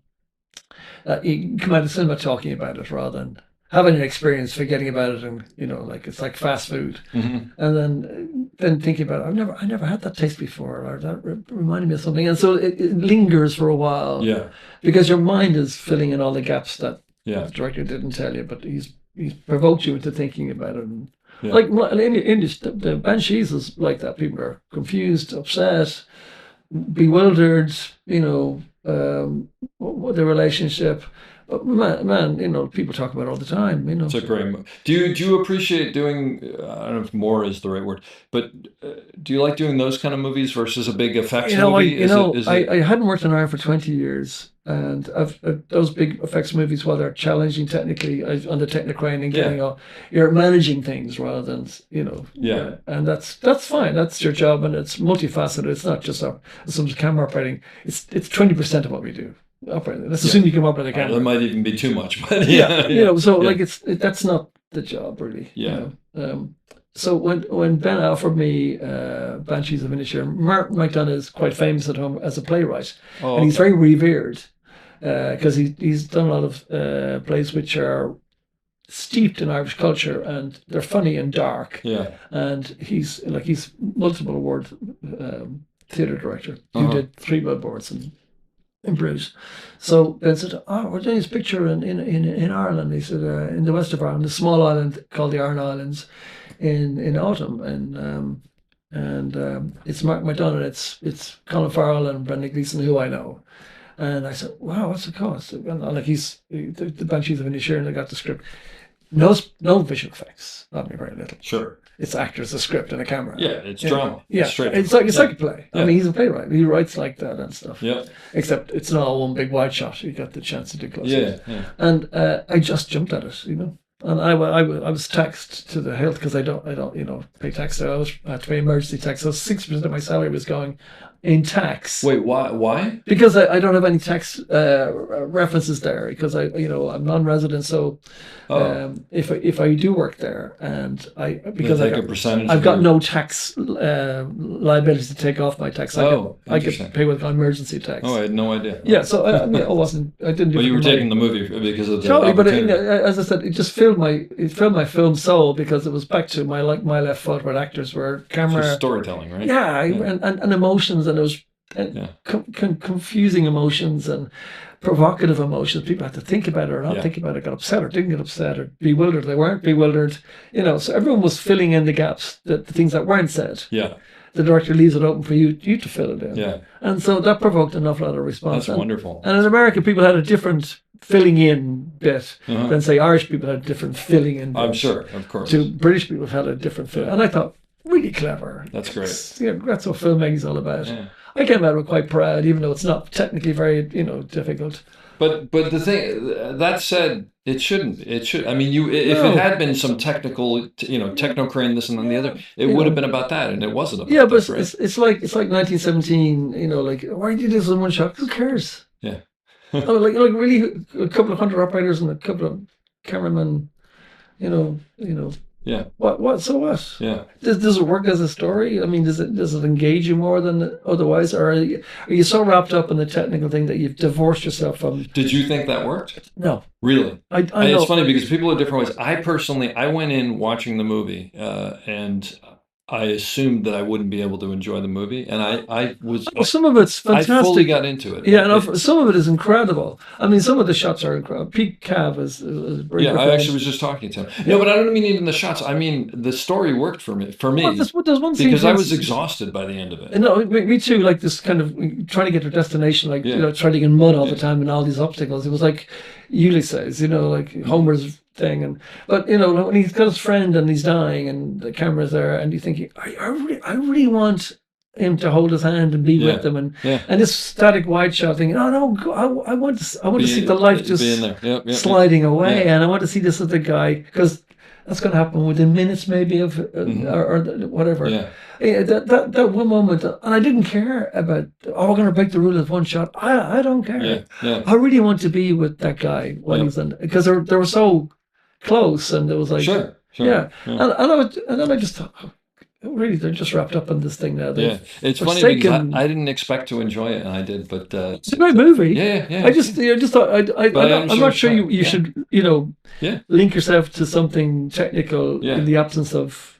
No, I fully understand what you're saying. Absolutely. And that's just me. Other people thought that's the thing. It's different for everybody. Yeah, completely. And if I was upright, I would have suggested, I would have been told to shut up and carry on, and I would have done exactly that. But I would have suggested it anyway. Now. At this point in your career, there have to be situations where you show up and you have more experience than your director of photography. It hasn't happened all that much, to be honest. Is that right? Oh, okay. Yeah, I mean, I've been really lucky that. Or even the director. Oh no, director. It hasn't with director. Okay, so maybe the director, or anybody. I shouldn't say just the director. But what do you do with that when you realize that maybe they're struggling with something? I'm more than happy to jump in there. As I say, if they're saying, if you're you have to be invited in. Do you talk about that first? How do you know when you're invited? Well, I think you have to make a judgment call, and I think as you get older, you become less worried about your own ego, and I just want to have a nice day. Yeah. In that sense, like simple, and I want to have a nice experience. Like people say, "What's the best movie you ever worked on?" I'm thinking, the best movie ever. How do you mean the best? Define best. There's 5 different ways. The box office. Yeah. Or I met someone that I didn't, or the one I enjoyed the best. So that said, what's one of the movies that you enjoyed the most? Anything I do with Tim has been because it's that's got to just be it's got to be a ride the entire time. Totally, and I'm despairing the day when he says I'm not doing it anymore. So I've lost that lovely. Feeling that walking onto a set with them, and that's just Well, also you were telling me when we started out that for Beetlejuice, you guys they created a whole town, or they turned a whole town into that, or in Vermont. That's the original town. They shot the original movie. Oh, it is okay. All right. So they had to rebuild a house, and I think the town subsequently went into a lot of disrepair. Like the bridge was. Oh, okay. Rebuild the bridge. Yeah, but what a great thing to work on a movie where they have the ability to do that, and the vision and the funds, obviously. Yeah, no, totally. To create it's a crazy spaces, crazy fun ride. Is it just a blast to watch Michael Keaton do his thing? Yeah, well, we were laughing a lot with Danny DeVito, and like he's so funny, and Michael's very funny, and and Jenna Ortega is just incredible. That's fantastic. Yeah, so it was and they were all so fabulous to be around. William Dafoe was great, and it's just so nice to and you're thinking, I don't ever see the reason why someone has to behave badly. There is no reason except insecurity, and that you get some sort of sociopathic joy out of it. Yeah. Either one of those things are not good. No, absolutely. So I don't know that you have to be angst creative person to be seen. To succeed. Or soon. I know, I remember my dad who worked in the golf business, and he met a lot of people, and he's quite an academic. And I remember saying to him as a kid, and I was fascinated by the word genius. Like a genius. I remember reading about William J. Sidis had the highest IQ ever recorded, and I remember reading his and thinking, what it must be like to be that kind of polymath, or having all that stuff. What's it like to meet someone like that? Yeah. So I said about that. Have I ever met someone? And I remember he put down his book and put down his pipe, and he said, "No, I don't think so." I said, "I've met some very clever people." He said, "Very clever people," but he said, "I don't think I could ever say that they were a genius." And so anyway, subsequently, when I joined the film industry, he thought I'd just run away with the circus. Didn't like it at all, particularly because it's not a real job, and you've no qualifications, and anyone can do it. So what's going to make you stand out ahead of people? And he came on the set, and a couple of times, and different experience. And I said to him, I said, years later, I said to him, remember that time I asked you, that you never met a genius? He goes, yeah. So you should come into the film industry. I'm tripping over them. They're everywhere. There's no question about it. I'm tripping over them. Self-proclaimed, a lot of them.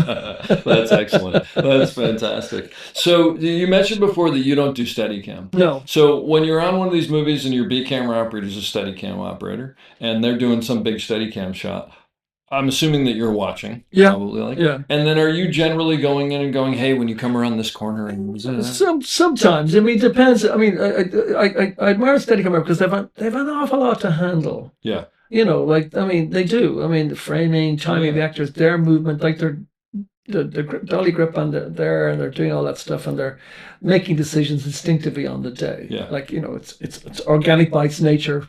So sometimes it works. The timing of something. Mm-hmm. Sometimes if you have a good AD who's helping you, wipes and passes, and handing off, then great. But sometimes you don't have that. Sometimes you kind of have to. You don't want to shoot rubber, so you're trying to make everything work, timing of a pass, and you're doing it. And so they've got all that contentment. I always watch the monitor, and if I can see something that can shortcut something, or maybe I'll go and change it. I see that extra. I'll go and change that for him. Oh yeah. Okay. I'll be like an AD for him. Sure. Yeah. Or I say, maybe don't panic. Let him go out and let him come back in again. Before, or something like. I mean, I'm not being specific, but no, I understand. I watched little things like maybe that on the first take he did something, but he didn't do on the third take. That was pretty good. I said, yeah. So there's feedback there. But I don't ever get in his rice ball. Sure.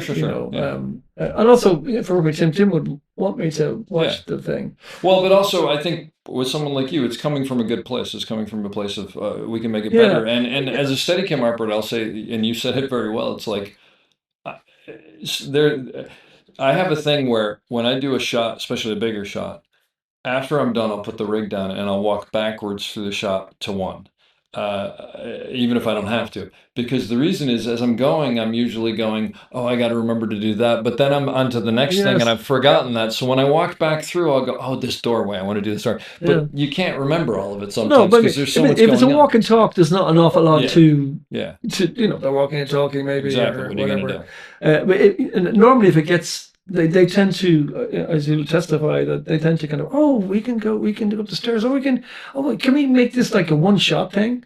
Anything, and then you end up, chopping up to pieces. And what was all that? What was all that for? Actually, on that note, my favorite thing, and I've talked to a couple people about this, is you're doing some huge shot, some 5-minute shot or whatever, and that story-wise, they're going to cut into this. Yeah. And you know it. And you go up and you go, is there a way we could cut this up? Because I can do the first half better in this way, and the second half better if I do this way. But to do the whole, I'm kind of it's all going to be one. It's all going to be one. We're only okay, great. So you do it. And we're over in the 50. Yeah, and then they go, let's just pick up that middle piece because I think we do. And you think, And it's so frustrating that, you think, I could have done so much better. I could have executed that more elegantly. Yeah. I mean, but that's where I would probably row in behind you, like, listen, he could do more elegantly. The thing for me is with operators. Well, it's support. You're supporting. Yeah, because you can get smacked around a lot. If you're a lot of operators and stuff, and you're always at the reason why something hasn't worked. Or like, what the fuck are you doing over there? So like the more cohesive we are as a kind of crew. Yeah. The better for me as well. And so it's not an altruistic thing, although it has an element of it all. For me, it's almost self-preservation as well. If they're doing a great job, then we're not going to be noticed anymore. They can put their focus on something else. Yep. But some directors focus on the operator completely, and they, no matter what you do, and sometimes it's usually like the C camera or B camera operator, especially if they haven't been working a lot and they come in to do a shot. Easier target. Yeah, and it's not the A camera operator, and they start calling them, by your name, and so they don't have the confidence, and they're not really sure about making a decision about it all. Like I always thinking, if I have to make a decision and someone says something to me, I'm thinking, well, no, I'll make my decision. I'd rather get chopped for my decision than for somebody else's. Yep. At least I can put my hand up and say, well, that was my idea. That was my fault. Yeah. But to execute someone else's idea that you're not really sure about is like, I'm not quite sure where that brings you, Yeah.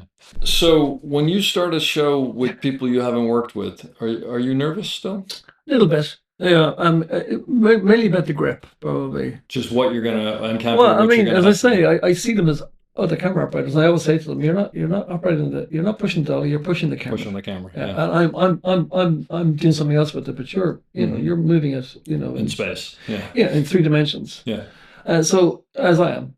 So we need to, you need to get, the only thing that's going to be common to us is the shot in your head. Uh-huh. So if you have that in your head, if I can explain that to you in the best possible way, Yeah. and if you don't get it, then that's on me that I haven't explained it correctly. Oh, interesting. Yeah. So I have to be careful about the language you use and the explanation. Some people get it immediately, and then some, oh yeah, no, like honey, we're going to come to 2-shot 50-50, and we're going to wrap around over his left shoulder, and then he's going to turn the camera, and then we're going to pull back, whatever it might be. Yeah. Yeah. And they go, oh yeah, I got it, and Yeah. then so you and they get it, and they keep a distance, and thinking this guy is got this shot. Yeah. And then I feel really comfortable with dolly grip, and I've had that. A lot. I've had disasters where, particularly here in Britain, all of the dolly grips who were like really experienced and really, they've all moved up to key grip. Uh-huh. The problem is that the key grip here is not like an American key grip. They don't flag. They don't they don't have nothing to do with lighting whatsoever. Oh, really? No, nothing to do with it. So who does that? Electricians. Oh, electricians do all that. Yeah, they do all sure. that. Oh, And so it's a slightly misrepresentation of what that is. So now they become vendors. They have all their gear on board. So they become businessmen. They sit in a box under this guy with loads of experience, who's a great dolly grip, has now got a relative or a friend of his who was doing his garden last week is now pushing the dolly. I find that quite offensive. Like, well, who are you? Oh, I'm somebody. I work for the key grip. Yeah. No, you don't. You don't work for the key grip. Yeah. Or they say, let's go. He wants to go over that way. So what are you asking him for? Oh, they're looking at someone else. Yeah, the key grip. I'm right here. Talk So to they me. developed this kind of kingdom where now they have, within the structure of it all, they have their own little structure. Oh, I had no idea. And they're not responsible to the operator anymore. Yeah. I find that incomprehensible, unacceptable. Well, because you want that to be. I'm responsible for this, and these guys are not playing well, ball. you want the dolly grip and the camera operator and the first AC to be a trio. So right? you have all these guys who are massively experienced, have now moved into kind of executive roles of key gripping. Gotcha. And so American DPs find that kind of weird. Like, Yeah. well, what's he doing? I don't know what he does. He's on the phone, or he's he's abdicating responsibility. And then you get into a technical line where you require a kind of and they can't symbiotic, pull it off. yeah, and it's falling apart, and then Yeah. and all the director sees is you. Yeah, of course. They don't see the things you're having to deal with, and Yeah. then you can't fire them because there's nobody else, and then you're thinking, we can't do that shot, or we And you've got to change what your and so you expectations mean so you can't do this shot? Yeah. No, I can do it. I don't have. I'm only as good as I'm allowed to be by these two guys. Yeah. So that for me is always a concern when I go to another country. Sure. Always a Yeah, concern. that makes sense. That makes sense. What about what do you do during rehearsals? Yeah. What I do is I don't do much for the first rehearsal. I don't kind of walk in there. Just listen. Yeah. Find a place to watch it. You Yeah. know? And then, if it's happening, I say, well, I'm in the wrong place. Clearly, I'm in the wrong place here. And I start wandering slowly around to where I think a master might play. So not that we're going to do a master, but this is where most information lies. Getting a plan of some People sort. walk up to camera, turning, and the Sure. windows are there. There's a big wall here. It's a nicer background, and so like this background is actors facing us, information. So this ticks 4 of the 6 boxes and stuff. So and I kind of wonder. And the director's probably sometimes there, sometimes he's not. He's just sitting on a stool. Yeah. That the props brought in, they put it down, and he's just sat there because that's what the stool was. Yeah. And sometimes if they're like very experienced directors, they'll be where they want to put the camera. Yeah. And so I'll try and make my way over there, or I'll stand behind them or something. The DP's there. If the DP stands somewhere, I'll stand there somewhere, and then I'll watch that and think, yeah, this is really good. And then so this is good. And then let's do one more time. Then I'll go to a place where I will be counterintuitive to me to go to. Just to see if you've missed something. Yeah, it doesn't offer anything because, I'm very well aware that, I can be quite linear sometimes or maybe not. Yeah. So I go to a place where I wouldn't have normally. That's smart. Just to see what Is there anything here that might be? And then, of are you interest? also thinking about what the cut might be and what pieces? you're gonna Totally, use? and what background we're going to use, Yeah. and how we're going to cheat the background, and how efficient maybe we can make this thing. Maybe like handing off something, like if I put a piece of railing, can I use it for one piece, or can I Shots use it or for what- whatever, yeah, Yeah, yeah. And I like thinking myself that I'm very, very good spatially. I can see those. That may not be the coverage, but at least I have something to offer You if got a I'm plan, asked. right. If I'm asked. Yeah, yeah. Like some directors have already worked out, and I'm there to execute it, and I'm totally happy with that. Yep. I feel safe, and I can execute this elegantly because he has the next 4 shots, and it all makes sense to me, and it's a lovely day. Yeah. Execute it well. The guys, everyone knows, and so a director's seeing that's not working because the dollar grip's not hitting his mark or focus, and so you're safe. Yeah. But in those cases, I like to have something that I can offer them if I'm asked. And so how's this going to work with it? Well, then from here we get that piece of information. Oh yeah, and maybe we could top and tail it maybe when they exit, and then we can at the end of it we can just come here and let them work. Oh, I like that. That's sufficient. Just we so get you're adding a something big to the chunk pot. of it like in Yeah. one take maybe, Yeah, and then we yeah, can yeah. chop it off, and then suddenly you're 3 hours ahead of schedule. And then 3 hours ahead of schedule, it segues me into what I was going to ask you next. And then at some point, are you sort of taking the AD aside and say, hey, this is what I think we're probably going to see? And are you seeing something else so you can sort of make sure that you're on the same page? It depends on the AD, Sure. how effective they are. If they're Yeah. a lot of them are just producers, people on the floor. Yes, but assuming they're a good AD. Yeah, let's assume that they're Yeah. great ADs, and they say, okay, so we're doing the master first, Yeah. and we're looking this way. Yeah. Say, well, what's your agent friend? Okay, so I have the finder on. When I'm looking at the finder, I always make a note of Left before and the right. camera comes in, because everyone asks you before the camera comes in. Yep. Where's your radio frame? So I always have those in my. Well, also, I don't know if it's here, but my thing is always you sort of watch that frame, and it first of all, Don Devine, who we were talking about before, has this thing, and I asked him once what the hardest thing about being an 8-camera operator, and he goes, "Oh, going to the bathroom," because I'll watch it and everything's fine, then I'll go to the bathroom, and literally I'll go in and I'll come back in 2 seconds later, and everything's changed. And I don't know what's going on, but there is that thing of like the lights are coming lower and the boom is, I love his sense of Don's humor. fantastic. He's the driest person. Oh in the no, world. he's great. I mean, I did a picture with him with Shelley in With Morocco. Charlotte, sure. Yeah, That's what I figured. and he's so lovely, so gracious. He's a great operator. Oh too. my He's God, He yeah. knows so much. And you're kind of thinking, if it was a young operator, you'd be aspiring to be like Don. He's so unflappable, calm. It's like he oozes the kind of lovely. Well, the thing about Don that I find is like you just calm down when you're around him.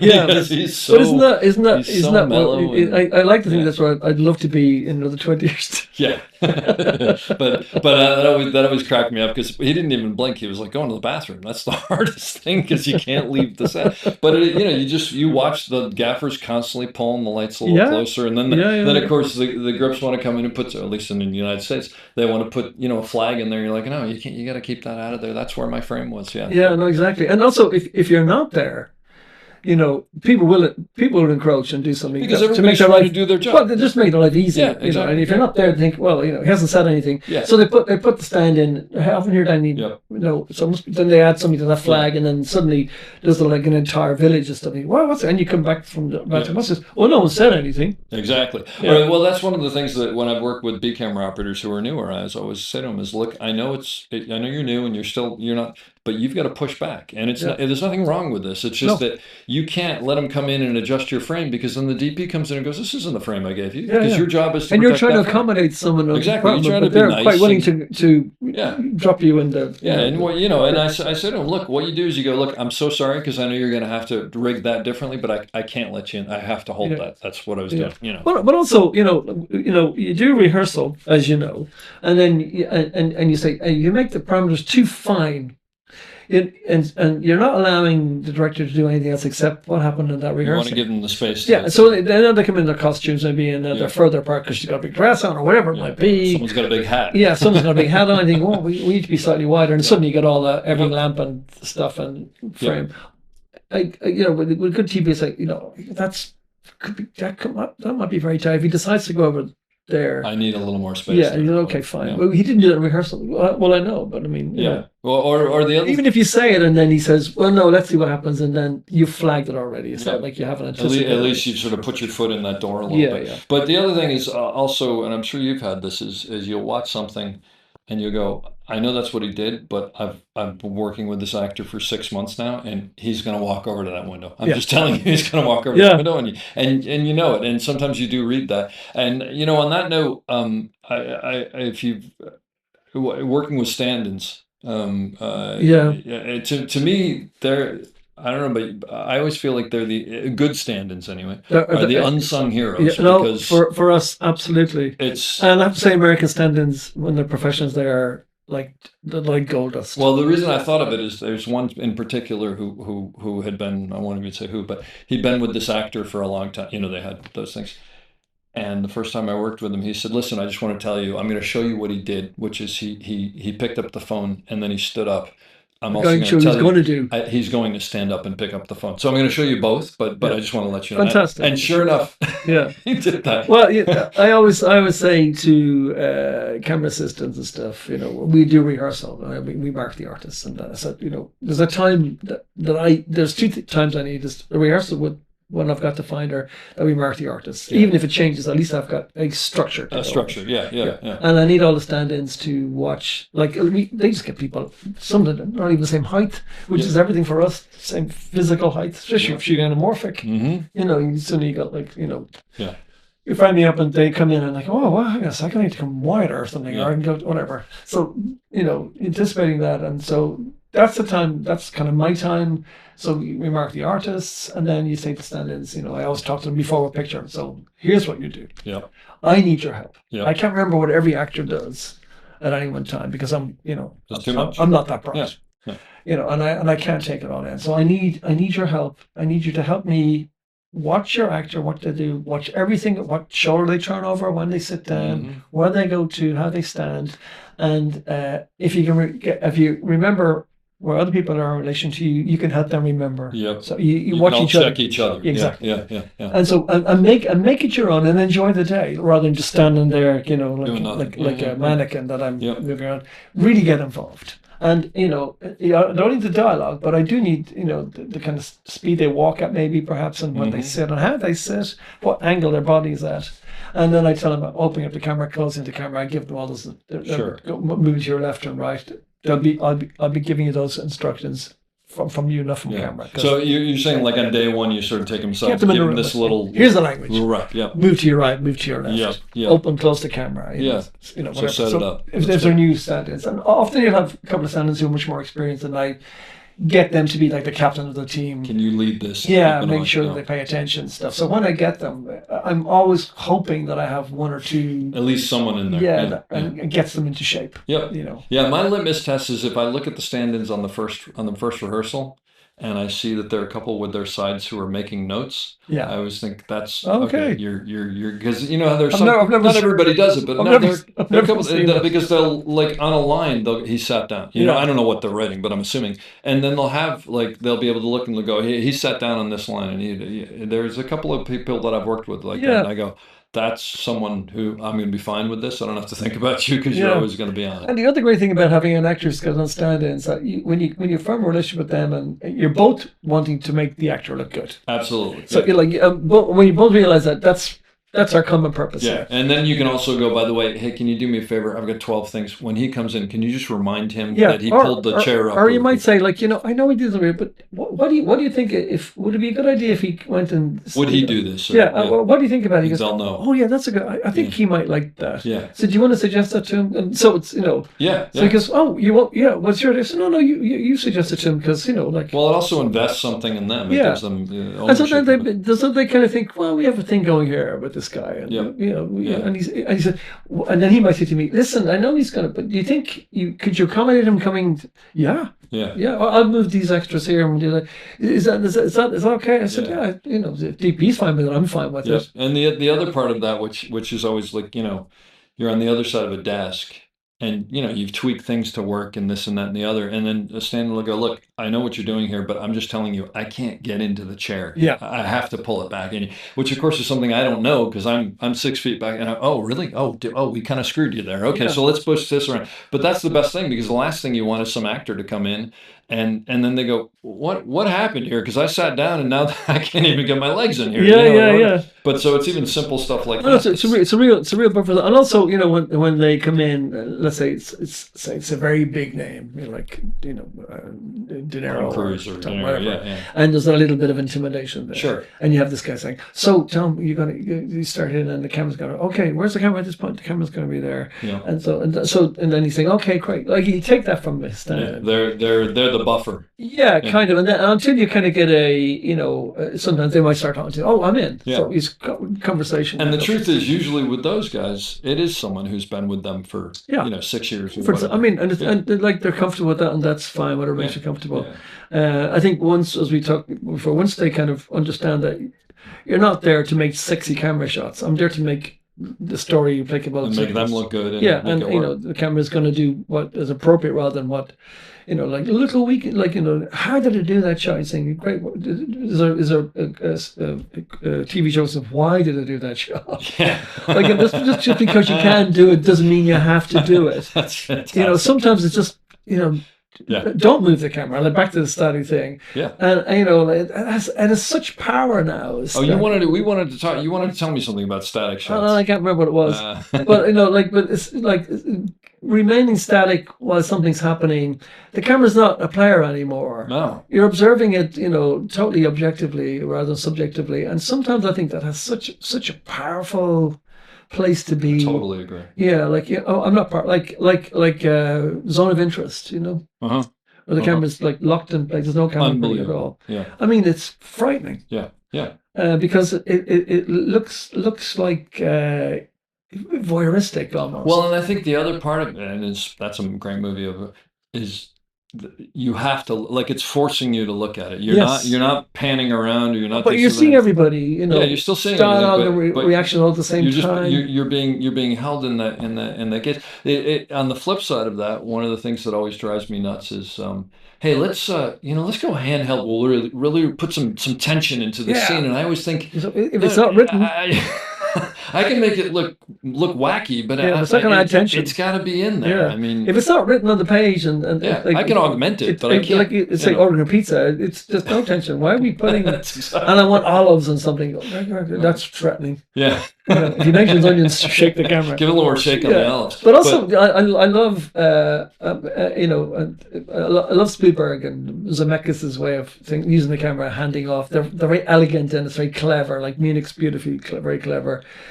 Private Ryan. It's very clever use of the moving camera. Well, Spielberg's thing is also blocking. I mean, I know. I know. I was going to say with static camera. Yeah. Every time there's an innovation in cinema, silent camera. You could run around with it, and it's fine. Then they brought in sound. Oh, you got to lock the camera. It's going to sit here. Yeah, because sound. Oh, really? Yeah. If you want sound, you get camera's got to be static. Okay, great. So we solved that problem with the polytones, cable, and this thing. Color. You got color, but you can't move the camera. Every innovation was like, you got to keep the camera static. Yeah. And so we were kind of, we want to invent ways of moving it. So we came up when we solved that problem. Yep. Then visual effects. I was going to say VFX. Yeah, you can do that, but you can't move the camera. Well, and also remember VFX, it was like, all right, nobody walk. But just locked off camera so we can. Nobody move. Yeah. So every innovation that happened required the camera to be static. Oh, that's interesting. We've been finding ways to get around that all the time. And now we can move it again. And now we can do whatever we like. Yeah. Doesn't mean you have to do it. That's exactly. But like I think Spielberg uses it beautifully. He uses where it's necessary, and I think that clever use of the language and tool. But it's because they it's know telling their the stuff. story, right? Completely, and then it's appropriate, and it's like it's dramatic and it's punchy and stuff. And then when the camera doesn't move, that's equally punchy and Well, the music, the quiet bits are important as. On that note, with younger operators, one of my pet peeves is I always say, look, just because you're on a slider doesn't mean you have to move. In fact, don't. Yeah, I mean, it's great. It's great to if you think you're going to have to be over a couple inches, all right, put it there. Just leave it there. Yeah. You don't have to be sliding all over the place. Yeah, but also even just kind of if someone's walking around, you kind of this constant adjusting to Let the it play. headroom. No, Yeah. just come a little wider if you have to. Yeah. Don't make the camera, a part of this, Yeah. Yeah. because somehow I find it really distracting sometimes, and I know, like it's. I remember watching a film that a really well-known actor was in, and he invited me to watch it, and I went and there were so many technical things, like somebody saying they pull focus and they cut in the middle of a focus pull, those kind of things. Why was he pulling to the background anyway? Just let them walk. Just let it go. Yeah. Or someone's leaving frame, they kind of pull them to the last minute. Yeah. So he's like, no, just let them go. Walk out. Because the background's got this huge amount, and you're getting more and more background as he's leaving frame, and it's all this. Don't do that. I mean, they're kind of But it simple took things. you out of the movie, obviously. These Yeah, but moments. it was every other shot that we're doing it in. Wow. I'm thinking, Interesting. what was the operator? Or was the DP in this? Did you ever meet Terrence Nightingale? No. Okay, he hasn't been here for a while. He's in the States, but he started out here on like Aliens and Princess Bride, and he's a clapper loader and his father was Ken Nightingale. I think Ken, who was the boom operator in the pink shorts on Star Wars. He has that famous picture. Okay. But the reason I bring it up is because I started ER when I was 26, and I didn't really know what I was doing. I was still figuring it out. And Terrence had Were you operating at 26? Yeah. I was yeah. a camera operator. It was the only camera on, and biggest show on TV. I mean, it was a gift. You're 26. That's and I very young. by the way, knock on wood, I just didn't screw it up. But Terrence was instrumental in the fact that in me learning more. And I remember once, after about a week or two, when I sort of was, I was getting a little used to it, and I don't remember what it was. Someone walked across the frame, and I sort of panned left with a little. And he came over and he goes, "Hey," and I said, "What?" And he goes, "You don't have to move the camera constantly." And I said, "What?" He goes, "Just let him walk." Yeah. And I was like, Oh, really? Yeah. Oh, okay. And I said, "Oh," and he goes, "Just leave it there. Let it." Did you have that moment when the penny dropped about the things that were more elegant by doing nothing sometimes? Yeah. Well, feeling you have to kind of it's like a painter, and you can keep fucking painting. Stop. You don't know when you're done. You've gone past the point. But to that note, one of the things that Don and I have talked about is I'm not equating us to being painters, but but one of the things that Don Devine and I have talked about is, and I find this to be more often. I'll start with, especially Steadicam, which has so many 3-dimensional and this and that and the other. But any shot, you start with something, and then as you refine it, invariably, in my experience, it gets simpler and simpler, and the simpler it gets, the better it is telling the story. 9 times out of 10. That's why keep it simple. The simpler you can make it's it. like in physics, it gets complicated all by itself. It's desire for simplicity that's elegance. Yeah. I always go simplicity with elegance. The more complicated you get, the more fussy it becomes. The less you see the detail, because it's just too much There's going something on. else going on. Yeah. And then you see one thing. Yeah. Is one leaf more interesting than an entire tree? If you want to study leaves, yes, one leaf is much more interesting. Yeah. But it's about the tree. Yeah. So keep it simple, and often the rewards are great. Yeah. And that includes camera movement, stuff like that. And I find a lot of that has to do with it's back to where the base of the crane is so important. Yeah. If the camera is in the right place, a lot of times you don't have to do a lot. No. And sometimes the reason you have to do a lot is because there's a better place for the camera to be. And the other thing is you might come up with a shot that this is good. It's a little complicated, and the actors have to do certain things. Uh-huh. Unless you get the director invested in that, you're wasting your time. Yeah. So and if it's not a director who's particularly visual, technically, I wouldn't go down that road. So keep it simple. Yeah, because you you need the director to get the actors to do something, and if you start doing that, then you're kind of certainly in his rice bowl about even if it's technical, and they're trying to do performance, and you're just talking about marks and turning and stuff like that, and they go, I forgot, I turn my left shoulder and think this is getting too complicated like that. And suddenly it's, why are you making us do this? Yeah, like what? Just bring the camera here and static here. Yep. So you got to be careful not to. And that's an ego thing about the camera now has become It's about the shot. Yeah, the bigger thing rather than performance, and you have to be very careful about it. Even if it in your head it's going to work, it's probably not suitable for the story, and B, it's very hard to execute, and also you're gonna separate yourself from what the director Yeah. had entirely wanted, and you've Yeah. sold them this thing that didn't work. Yeah. Not because of anything efforts, but it required too many moving parts. Yeah, it's just too. It's well, again, it's becoming about the shot. It's not about the story. Completely. That's what it's And about. so, like, there's more one way to skin a cat. There's no one shot that is, That's exactly right. Yeah, like that's why you got so many different filmmakers, and they Yeah. have different opinions about it. And like I did a thing with Gordon Hayman, Gordon Willis. Oh wow. Really? Yeah, I was doing second unit, I think, called Devil's Own, and he didn't even the P because he didn't want to walk around it. We had an Elemac, Okay. so because he too lazy to walk around the Yeah. thing, and the camera was locked off. Uh huh. And if the actor did his mark and you were chopping his head off, you never tilted up, or if he's too far back and he was just too much headroom, no stuff. You let You it got to play. come and hit your mark. Okay. So you never helped them out. They had to. No, you just keep. Well, also back you wouldn't then- even like you even was like 10-minute take. You were with the Yeah. the camera Well, chopping and his ass. he wanted them in their light. Yeah, and if you tilt it up and you go, what are you doing? You're tilting up. Yeah. No, don't move the camera. Okay. So like there's that simplicity and but that's fine. So they do all the work, and if they don't, he did his mark, then he's got to go tell the actor. Got to do it again. Yeah, and so it's a complicated shot if the director's invested in it and he knows how to execute it all, and then you're collaborating and you're trying to eloquently and efficiently get that shot. That's quite exciting as well, because now he's in it with you and he's getting the actor to do something for camera. Yep. Like you've often been there and something. I see that, Des. I'll fix that for you. And they run out and they change something. You think, oh, great. And say, nope, yeah, that's great.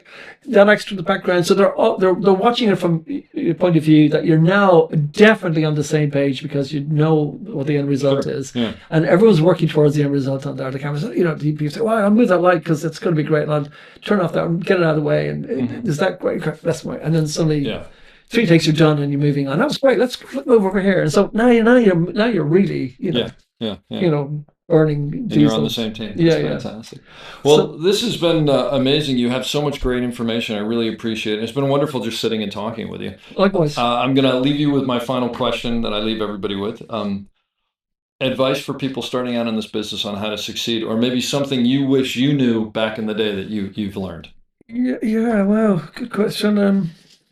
I think probably. Listen more than talk, probably, and whatever you're doing, know your craft. Really don't go anywhere until you think you really know your craft well, because learn your craft and understand everyone else's craft as well. And I think that's really important, and not kind of get in there and think that you can do something, because you'll get caught out. Like I see young operators and they do something and then it's simple stuff, and then they come and they meet, as we're just agreeing, it's 10%, 15%, 20% operating the camera. The rest of it is dealing with human beings, and you're one of those, and all that stuff that goes with that, the diplomacy, the kind of irrational behavior, the illogical thoughts, and not approaching things the right way. You have to learn to do all that too. And now I'm not saying that I'm there. I'm not. But I think film school has kind of brought out a whole bunch of people who come out with a certain level of entitlement about something. and camera operating is the one area that you cannot teach in college. It really is a doing thing. And being around other operators and seeing how they solve problems is how I learned. And I still not convinced you can learn that any other way. DP, probably if you've got some innate talent, that can be, with a good gaffer and an operator and director, you can be nurtured, and by the time you do your 4th picture, you're well up there. Directing is something you can do from another discipline, from editing, maybe from theater directing, maybe in actors. But there's a talent there somewhere, and you surround yourself by good people, and then you'll be fine. As an operator, I don't know you can do that. You can't walk into an A-camera situation, I don't think, without 10 years experience. I just don't know how you might get away with it in something, but you won't be comfortable in every situation. So I think learning your craft and really understanding what it is your job is, and then recognizing in any given situation, how do I fit in here? What can I do?